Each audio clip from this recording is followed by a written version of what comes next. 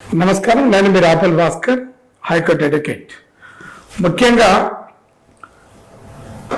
న్యాయవాదులు రాష్ట్ర వ్యాప్తంగా అన్ని కోర్టుల్లో ప్రాక్టీస్ చేస్తూ ఉంటారు. వీళ్ళందరూ కూడా ఏజ్ రీత్యా 60-65 సంవత్సరాల తర్వాత ప్రాక్టీస్ చేయలేనటువంటి పరిస్థితి కనపడతా ఉంది. బిడ్డలు కొడుకులు పట్టించుకునేటటువంటి పరిస్థితి ఎక్కువ మందికి కనపడతలేదు. ఏదో రకంగా సీనియర్ న్యాయవాదుల్ని 60 సంవత్సరాలు దాటినటువంటి న్యాయవాదుల్ని రిటైర్మెంట్ బెనిఫిట్స్ ఇచ్చి కాపాడాల్సినటువంటి బాధ్యత బార్ కౌన్సిల్ మరియు ప్రభుత్వం మీద ఉంది.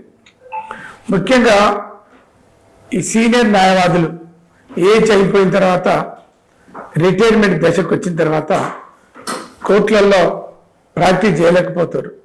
రకరకాల జబ్బులతో బాధపడటం, కొడుకులు బిడ్డలు పట్టించుకోకపోవడం, తర్వాత ఒకవేళ పనిచేయగలిగేటటువంటి శక్తి ఉన్నటువంటి సీనియర్ న్యాయవాదులకు క్లయింట్లు లేకపోవడం, ఇదంతా రకరకాలుగా ఆరోగ్యం బాగాలేకపోతే ఇబ్బంది పడటం, ఇవన్నీ కూడా జరుగుతూ ఉన్నాయి. అందుకని చనిపోయిన తర్వాత ఇచ్చేటటువంటి డెత్ క్లెయిమ్ కంటే బతుకున్నప్పుడు వాళ్ళ ఆరోగ్యాలను కాపాడుకోవడానికి, వాళ్ళని కాపాడుకోవడానికి డెత్ బెనిఫిట్స్ ఇచ్చే బదులు, మీకు తెలుసు చనిపోయిన తర్వాత ఎవరు తింటారో ఎవరు తినరో మనకు తెలియదు.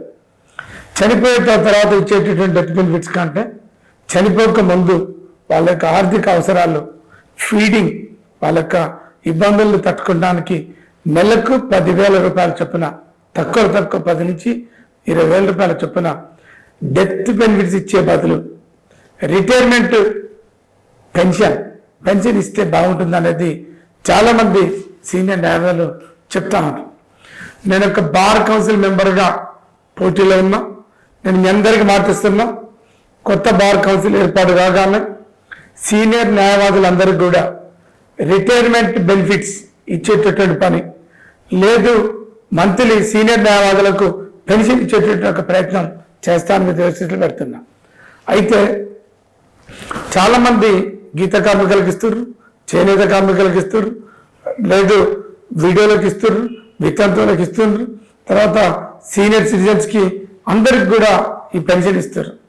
ఒక అడ్వకేట్ అనేటటువంటి ఒక ట్యాగ్ ఉండటం మూలంగా సీనియర్ పూర్ నీడీ అడ్వకేట్లకు ఈ పెన్షన్ ఇవ్వటం అనేటువంటి జరుగుతలేదు.